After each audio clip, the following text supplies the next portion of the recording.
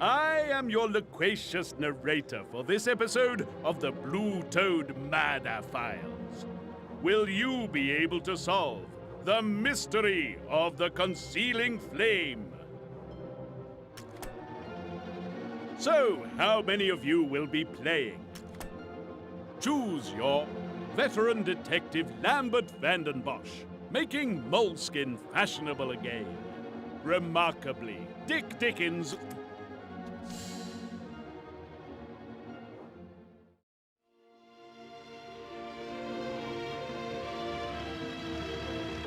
Welcome, one and all, to Little Riddle, a picturesque village where simple neighborly folk live lives untouched by the hustle and bustle of the outside world. A sanctuary from the pressures of all things modern and unnecessary. A peaceful place, a gentle place. A place where the mayor and the miller were brutally, horribly, violently murdered. The miller killed the mayor, then was shot down in turn, the perpetrator unknown.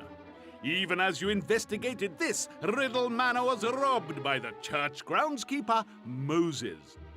Though you led the authorities to him, they are having no luck in getting answers from the light-fingered gardener, nor in recovering a statue he stole. So, you won't talk, eh? That's right. We'll soon see about that. They all crack in the end, you see, Constable? Yes, sir. Only... Yes, indeed. They all talk to me, in the end. Mark my words, son, I'll have this one singing like a bird shot. What's that noise? As smoke rises from the town, the constable is dispatched to find out what is going on. Inspector Bragg turns to you. I'm gonna take this here miscreant back to the station. I don't want you following him and me. All right. Now get going, sharpish. The inspector leaves you little choice but to head toward the smoke. The acrid evidence of conflagrating combustibles leads you towards the town hall.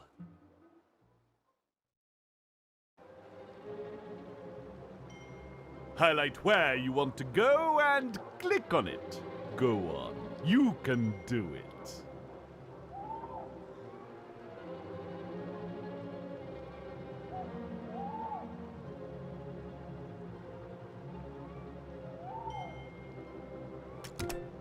The scene at the town hall is one of action and panic.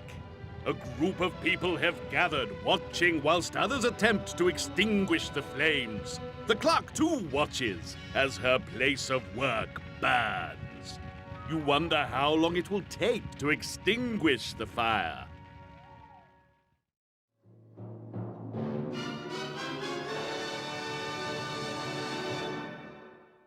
The town hall is on fire, and water is being carried from the river in an attempt to put it out.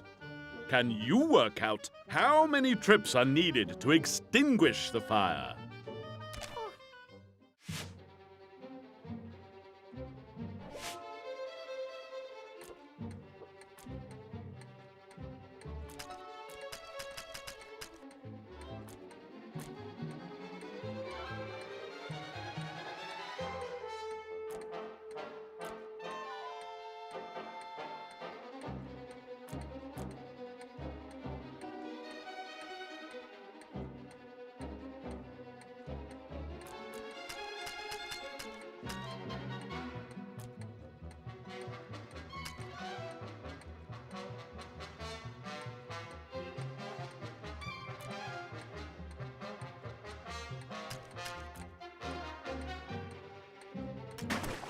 What will the ducks reveal? Huzzah! Gosh, you got through that one, lickety-split, with nary a hiccup. Well done. Well done. Please take this moment to look as smug as possible. The fire is expertly extinguished. You manage to gain the side of the slightly singed secretary. Her reaction to your arrival is unexpected. I'm not at all surprised to see you here, no. In fact, I'm very glad. You are my hope. You will find who did this. So, no particular pressure then. You ask your eager informant for all the facts she can give. The fire started in a corner of the archives, I'm told, in one of the cabinets. The archives are usually empty, but today we had 4 visitors in short order. The Colonel, the Doctor, the Librarian, and the Jeweler. Any one of them could have started the fire, that's all I know. What do you intend to do now? The weight of expectation sits heavily on your shoulders. A burden you welcome, but one better borne after a night's rest.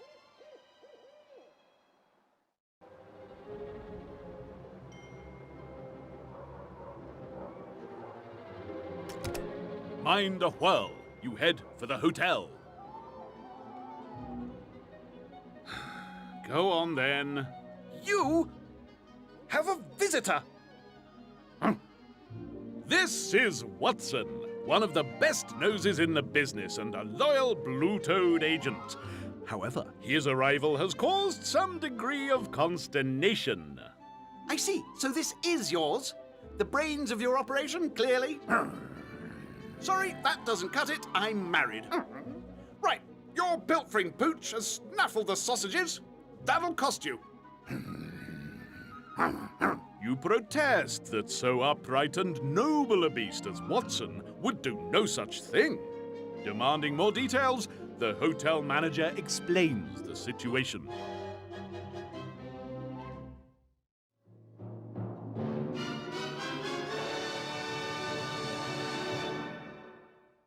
Someone's been eating the hotel sausages. Help the hotel owner to remember what happened.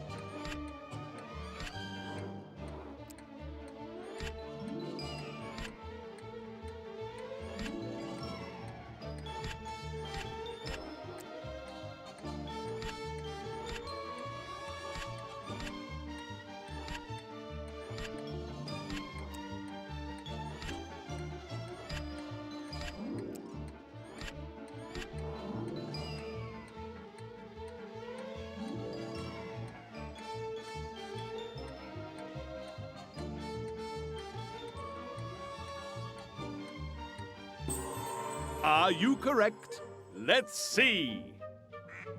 Splendid. Great Scott, that was fast, and without a single error being made. You deserve so much more, but this will have to do.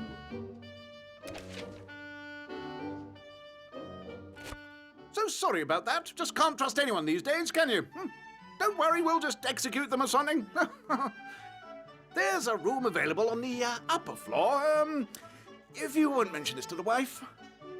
You settle in to your new, much larger room, content that, with Watson at your side, the secrets of Little Riddle will soon be laid bare, and the malcontents and miscreants brought to book. A new day and a new case to solve. Someone is responsible for the blackened mess that is the town hall, and it will be up to you to learn the truth. You will need to be paying attention as you investigate this day. Let's find out if you are, and see if you can answer my questions.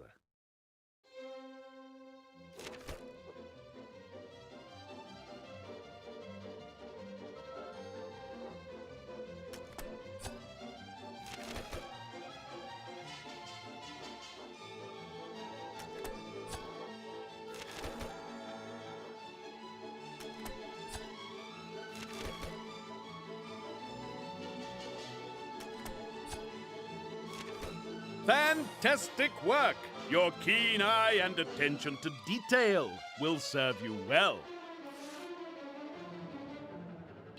It's time to begin your investigation and meet with the 4 suspects. There will be times when you have to pick from a number of possible locations. Click on the left or right arrow to explore the possibilities.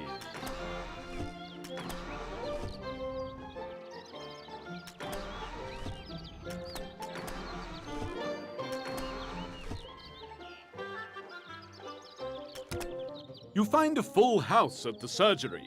The doctor himself is seeing to Mrs. Gossip, promising to speak to you momentarily. This leaves you with the other elderly lady. She has revelations of her own. I'm her sister, dear heart. Mrs. Bothersome's my name, but don't assume it's literal. My, what a proud beast you have there. Let's see him then. Up straight. Bad posture. Just check the... Yes, that all seems fine. Not at all shabby for a mongrel. Reminds me of my old mutt, Sparkles. Let me tell you about him. Seems you have little option but to listen.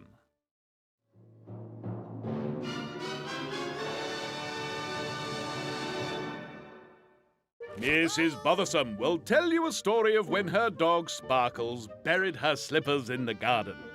Can you work out where the slippers were buried?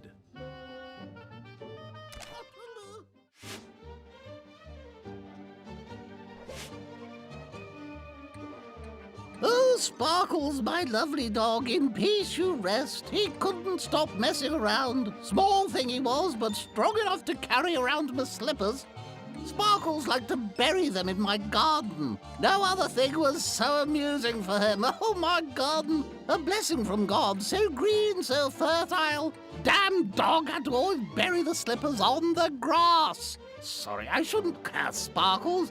I loved him, but he couldn't bury stuff on the ground. Oh, no, that wasn't classy enough for my slippers. Anyway, picky dog he was. Maybe he learned that from his owner. Ha! Well, from the many spots on the garden, he always chose the one next to a plant. Good thing he never disturbed them. My lovely plant, so tall and majestic, so green and shiny.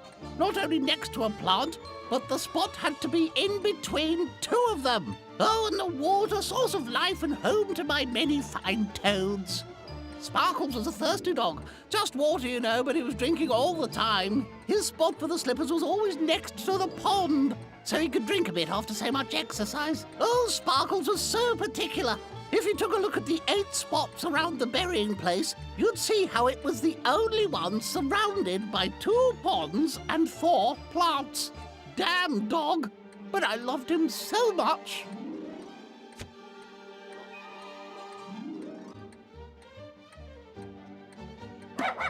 Eeny, meeny, miny.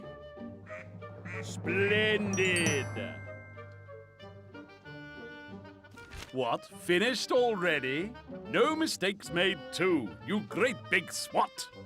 Why, aren't you terribly talented? Well done!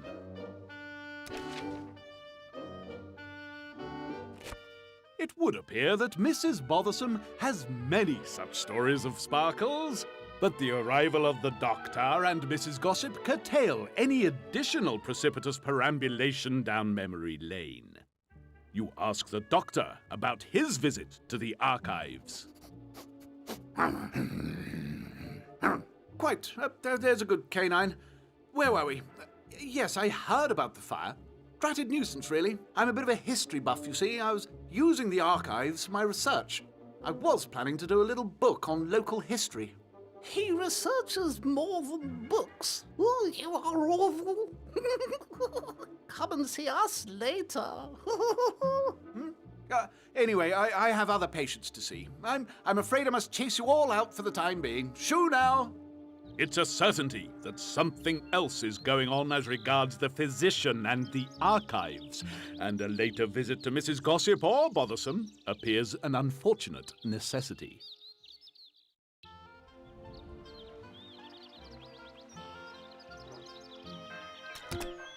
A most agreeable facet of an investigation is that you meet new people every day.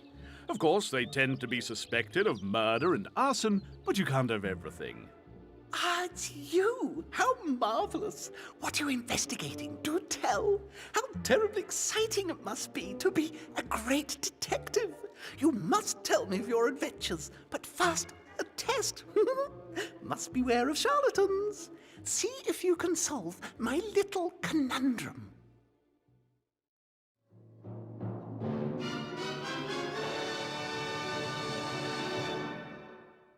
The librarian has set you a challenge to arrange some books in a rather curious way. Can you arrange them so that they answer the riddle?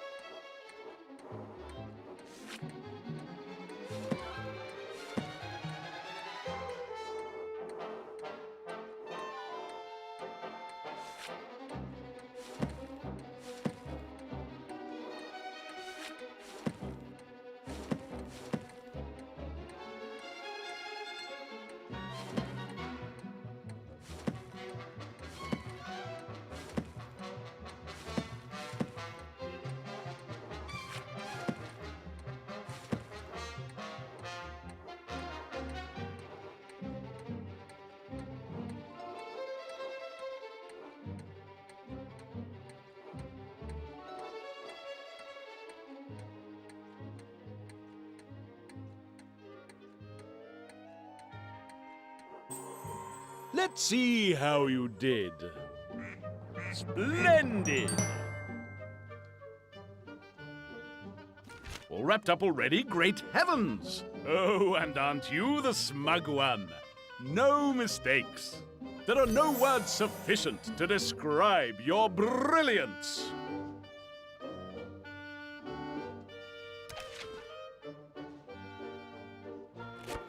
I say, well, proof positive. Gosh, how wonderful! What times you must have, reuniting lost loves, saving young gals from their dastardly guardians, so that they may marry their impoverished but noble true love. Ah. Oh, I'm sorry, Poochie. Now, what was it I can do for you? You mentioned the fire at the town hall, and that she was one of those who had visited. What had she been doing? Oh, am I a suspect? How thrilling! Gosh! Wow, that's made my day, let me tell you. Terribly sorry, but I was just there to sort out the filing system. Bit of an obsession, I'm afraid. Turning down the chance to regale the librarian with tales of your daring do, you leave the library and the most eager suspect you've ever had.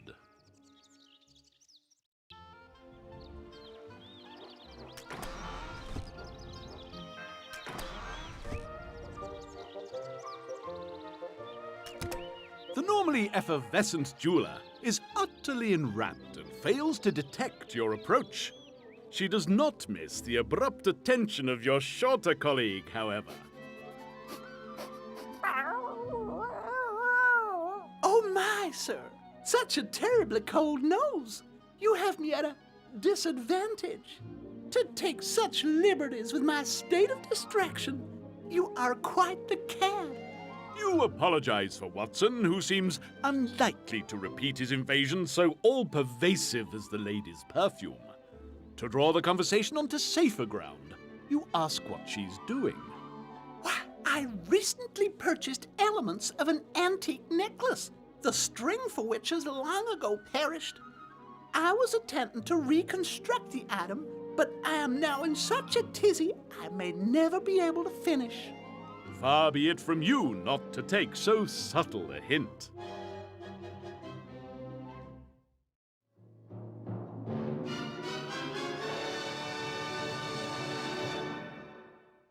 The necklace that the jeweler is trying to reconstruct is missing a few pearls.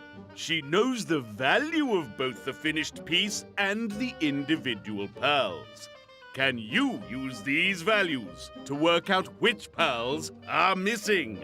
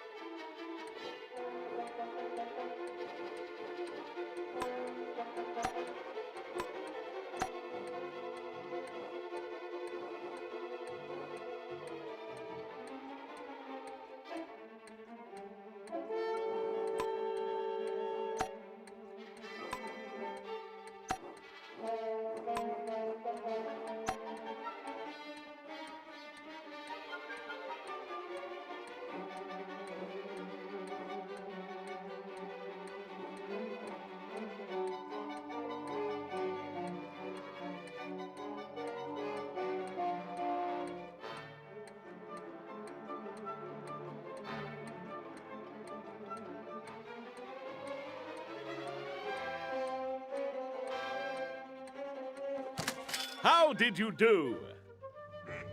Correct you are. Well done. You're finished. That was quick. Ooh, ooh! No mistakes made. Show off. Olympian intelligence deserves an Olympian reward.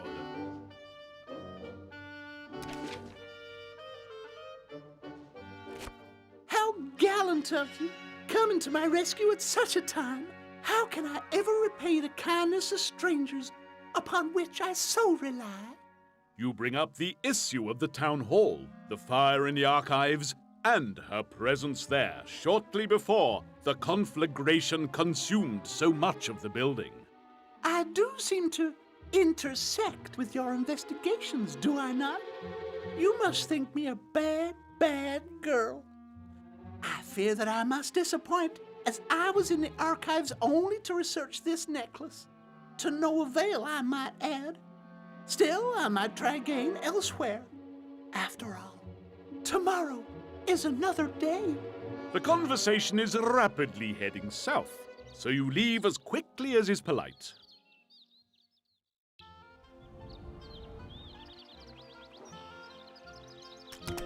When you visit him at his own home, the Colonel seems engaged in proving once again that military intelligence is a contradiction in terms. Front and centre, quick as you like. Now then, ducks. Jolly disorganised lot, don't you know? No discipline, not a feather. Been trying to instill some organisation into this lot. Quite hopeless. See if you can whip 'em into shape, what?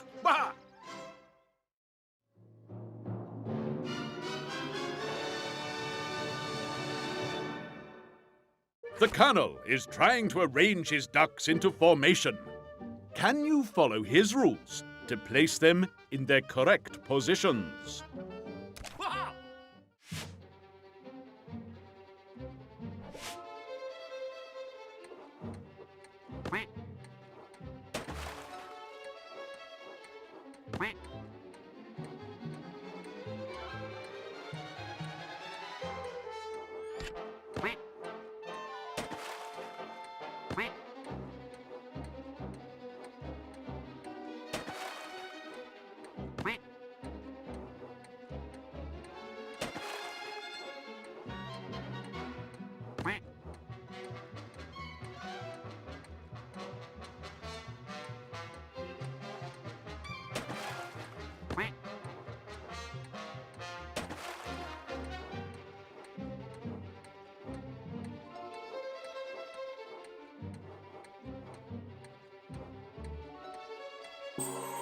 Did you show intellect or idiocy?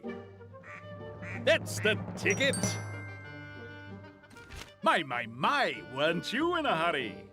You made that look easy, not an error in sight. Look around you and be comforted. You are better than they. That's the spirit. The ranks always respond to the Sergeant Major, what? Ha! I say, fine hound you have there. Hunting beast, eh? You quickly ask the Colonel about his presence in the Town Hall archives on the day of the fire. Simple enough. Doing a bit of reconnaissance, don't you know? Scouting out the terrain ahead, looking through books and digging up the history on that damn fine filly up at the manor, what? Ha! Always good to have something to talk about next time I visit the front lines. The old campaign is going jolly well. Keep mum, though, eh? Loose lips, sink ships, Unable to bear any more nodding, winking, and mixed military analogies, you resume your investigations. Now you have met with your 4 suspects. Have you learned anything useful? Have you been paying attention? Let's see how you do with these questions.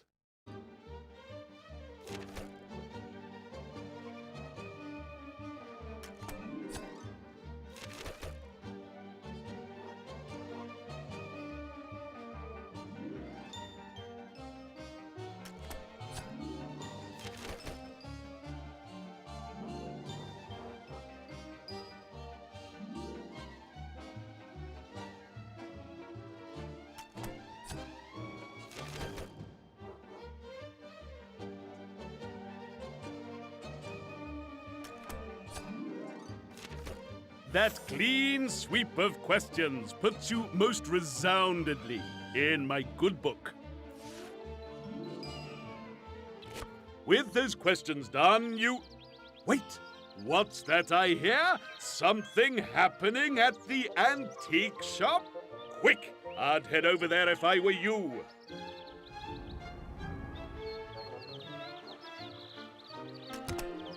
Following my rather superb advice, you rush to the antique shop. Something has certainly transpired here, and inside you find a man who appears to be rather shaken. What? Who is it? I'll get you. You coming in here, stealing my antiques? What immediately draws your attention is the classical statue the man is clearly guarding. Between you and the shop owner is a broken objet d'art. Perhaps if you reassembled it, he'd realize your intentions were honorable.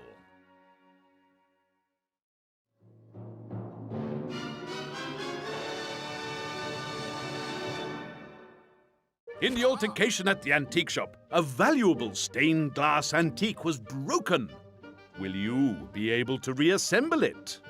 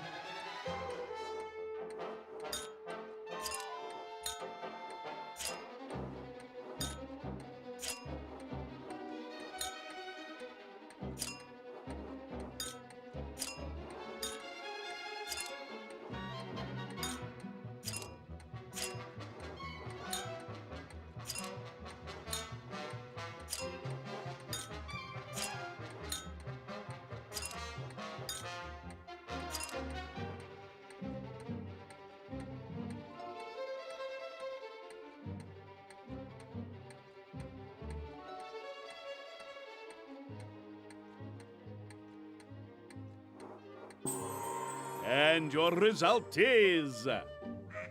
correct you are. Gosh, you got through that one, lickety-split, with nary a hiccup. Well done. Well done. Please take this moment to look as smug as possible.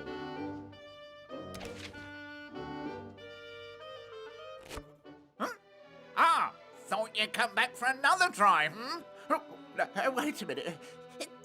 Oh, better. Now then, you're not my assailant. What can I do for you then, After a little while, you manage to explain who you are and ask what happened. Did the gentleman see who tried to steal the statue? No. Now then, didn't get a good look at him, I'm afraid. Had a hat on, pulled down low. Asked to buy my statue. I said no. So, he tried to take it. You ask about the statue, mentioning it bears a strong resemblance to the one Moses took from Riddle Manor. So it should.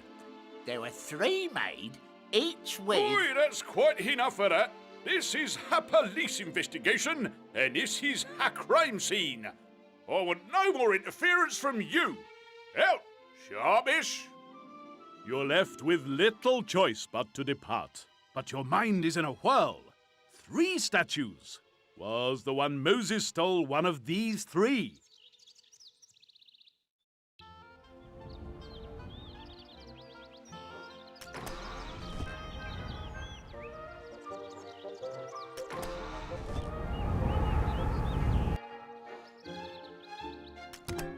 Though the fire was only this very morning, the ever-efficient clerk has matters well in hand, and the redecoration of the town hall has already commenced. Good afternoon. I am, in fact, very glad to see you. It's been a most trying day, and I find myself at quite a loss.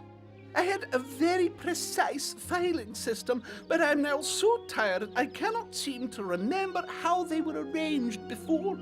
I wonder, could you perhaps sort them for me?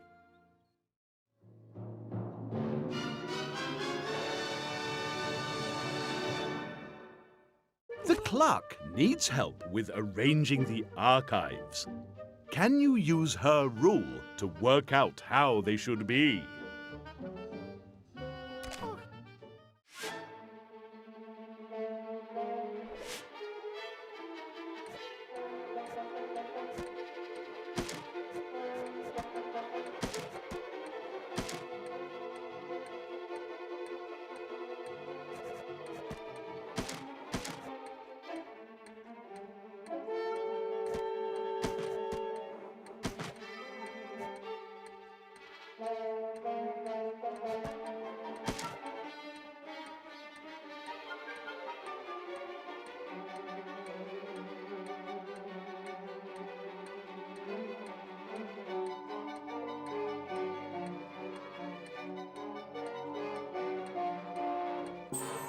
Let's find out how you did.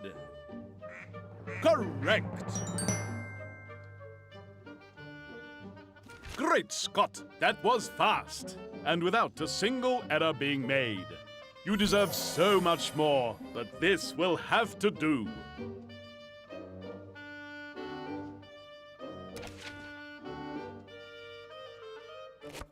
With the filing system arranged appropriately, you ask permission to head down to the archives. I am sorry to have to inform you that the inspector has insisted you be granted no access to the archives. He has declared them a crime scene and quite inviolable. So as long as I'm on duty, he said, I am not to let you pass. However, I am off duty this evening. You appear to have more allies in this investigation than the inspector.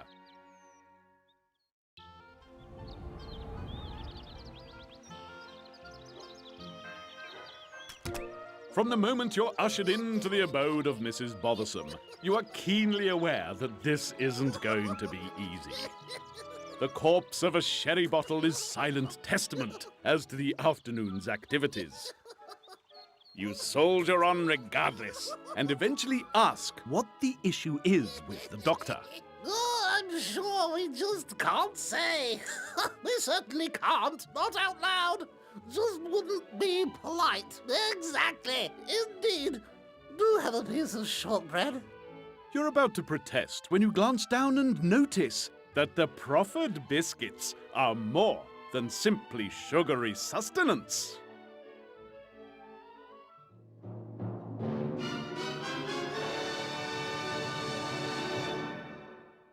There are 6 pieces of shortbread, and each has been cut in half. Can you place them so that they show a hidden word?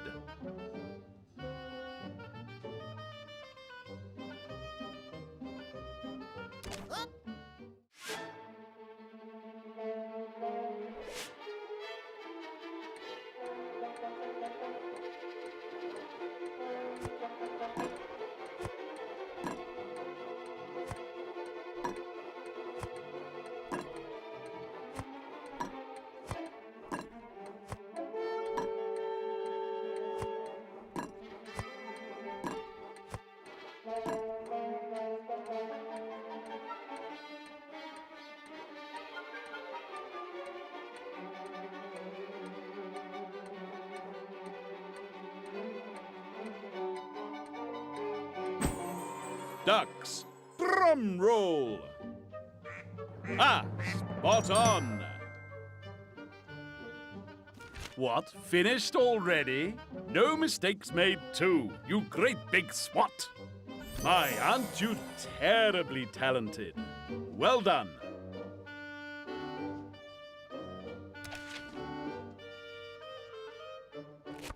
You make the bold assumption that the doctor is arranging assignations with the librarian. Your assumption seems correct, as you are answered with a great gale of girlish giggles. Oh, absolutely. So bold and brazen. Mind you, he's not the only one to have shown her attention. Yes, well, we don't need to be spreading such nonsense now, do we?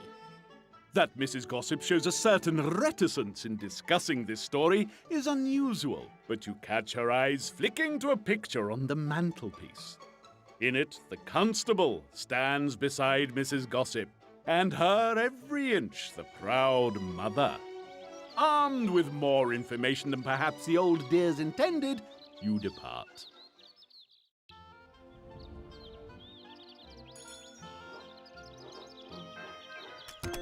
You arrive back at the hotel in time for dinner, so you head straight for the dining room. However, nothing is ever simple in this establishment. Oh, no, I don't think so. No dogs in the dining room. What? What? No unaccompanied dogs in the... Look, get this lot seated. I'll get the mutt before my wife sees him. I'd like to live through the night if that's quite all right. Come back, you mutt! Once again, you find yourself working for your meal. You quickly find out why the manager was so keen to fob you off with seating his latest, rather eccentric guests.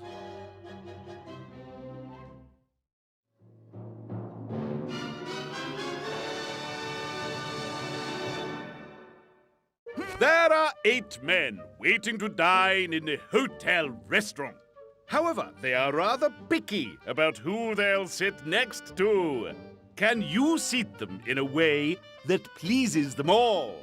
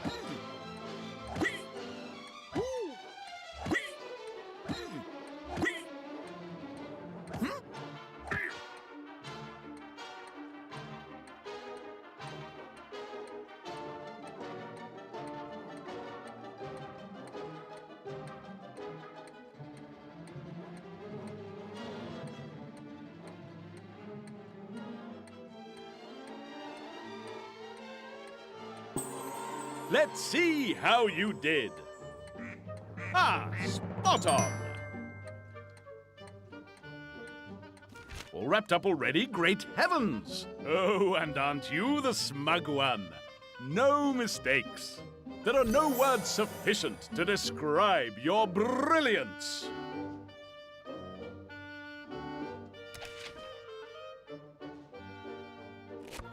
With the hotel manager in pursuit of your canine companion, you manage a relatively pleasant meal. As you enjoy coffee and biscuits, your thoughts are interrupted once more.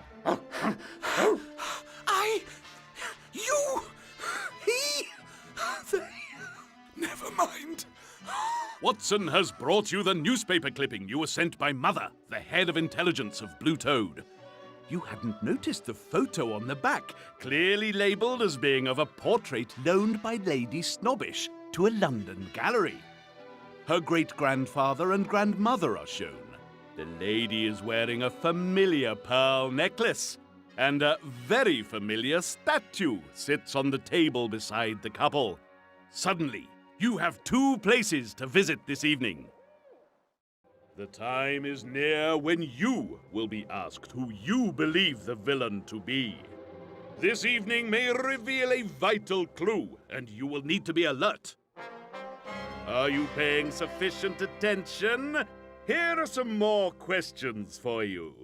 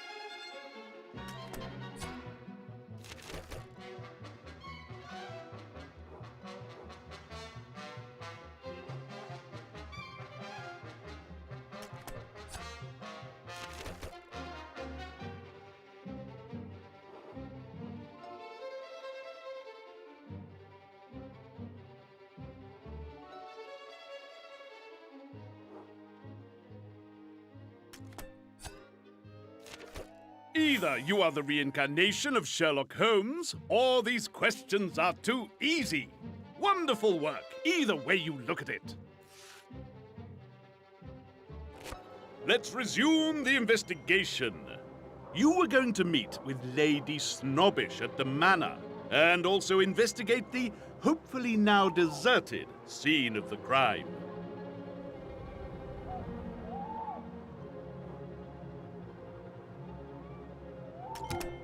Despite the late hour, Lady Snobbish is content to entertain uninvited guests. The fact that you wish to discuss her ancestors may have something to do with it. You see, my family have been here since the Norman Conquest. There's a connection to Henry VII, apparently. We have several documents that prove it, though I've never had the connections explained simply. Perhaps you could try. The lady presents you with a number of musty documents and a hopeful look. Still, this should be fun.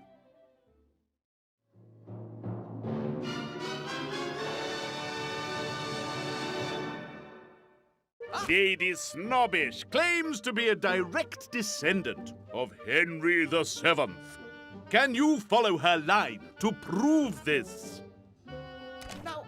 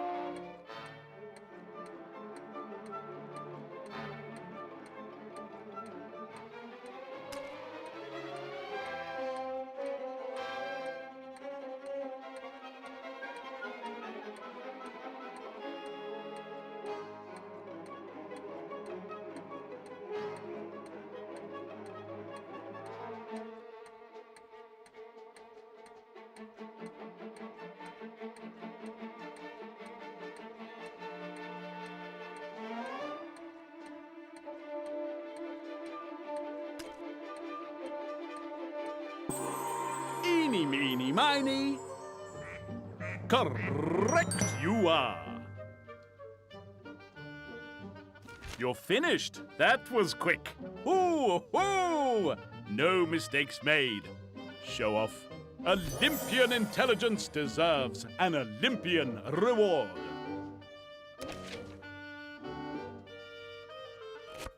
Lady Snobbish is delighted with your explanation. While she's still in a good mood, you ask about the necklace, showing her the photo. Had she sold it? The atmosphere cools instantly. that necklace hasn't been in the family for some time. My father took it with him when he left. Now, I should like you to leave. It's rather late, and I'm tired.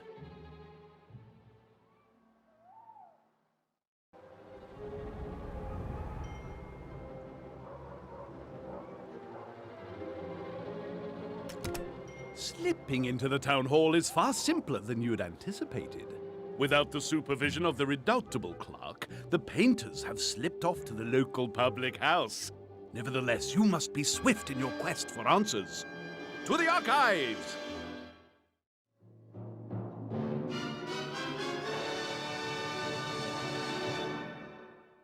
You want to get round the archives as quickly as possible. Can you work out the shortest route?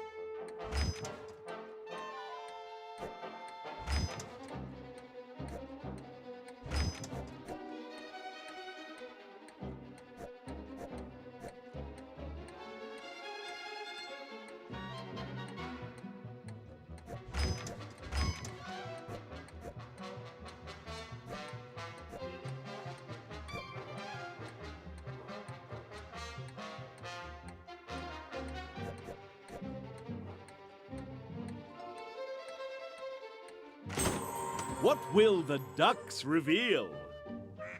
Correct! My, weren't you in a hurry? You made that look easy, not an error in sight. Look around you and be comforted. You are better than they.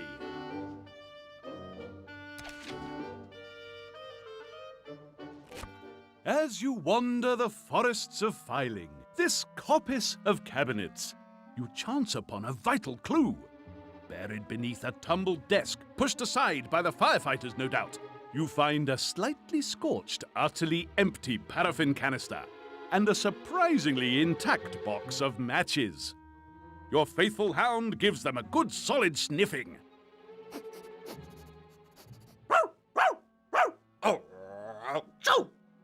With a single yelp, Watson lays the case bare. In an instant, you know exactly who used the materials you found to set the fire in the archive. It's time to go to the police.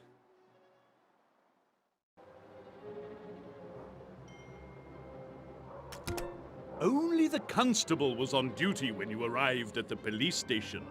Inspector Bragg was called for, though he remains to be convinced of the need to get him out of his bed.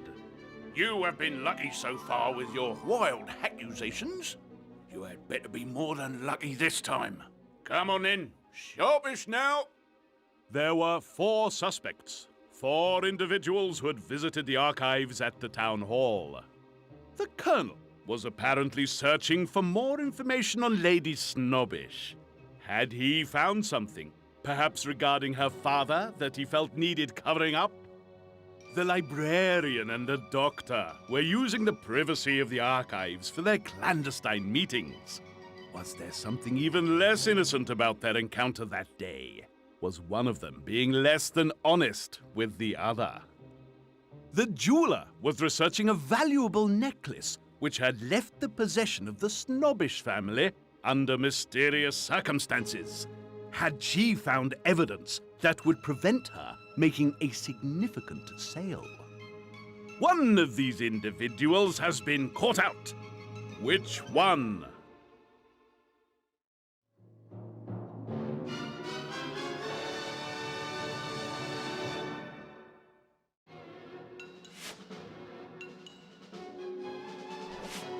Can you deduce the culprit and prove yourself worthy of your role as a blue-toed detective? Player 1, you get to choose first.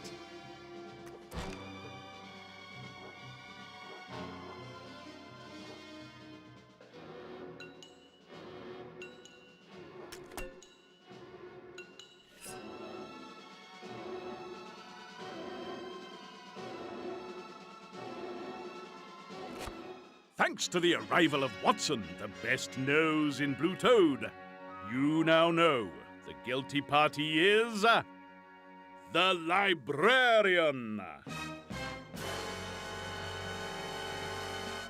When Watson had a sniff of both the librarian and the arsonist's tools you found in the archive, he let out the same yelp.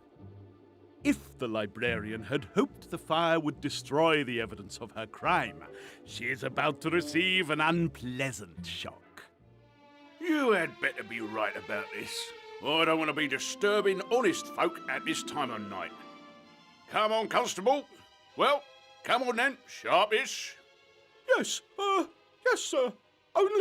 Only what, Constable? nothing, sir. You used your talents to select the correct suspect. Many congratulations on a job well done.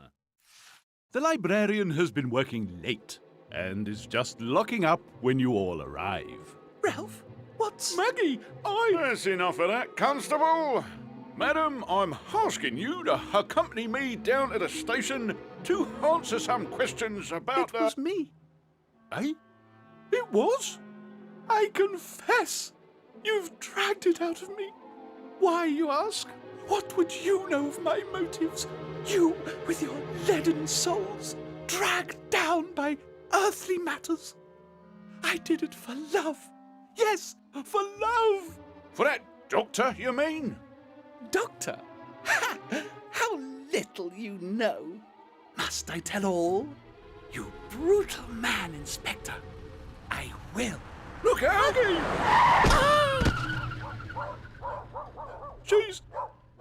She's dead. In a screech of tires and a flash of headlights, another body lies on the streets of Little Riddle.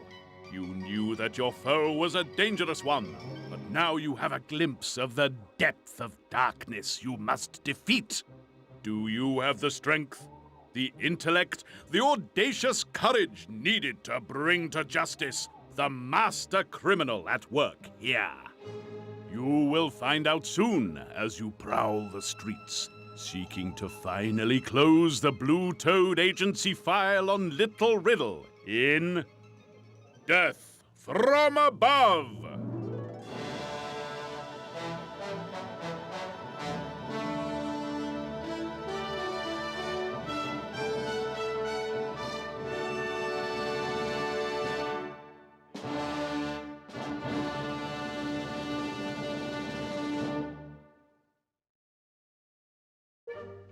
So, how well did you do in that episode?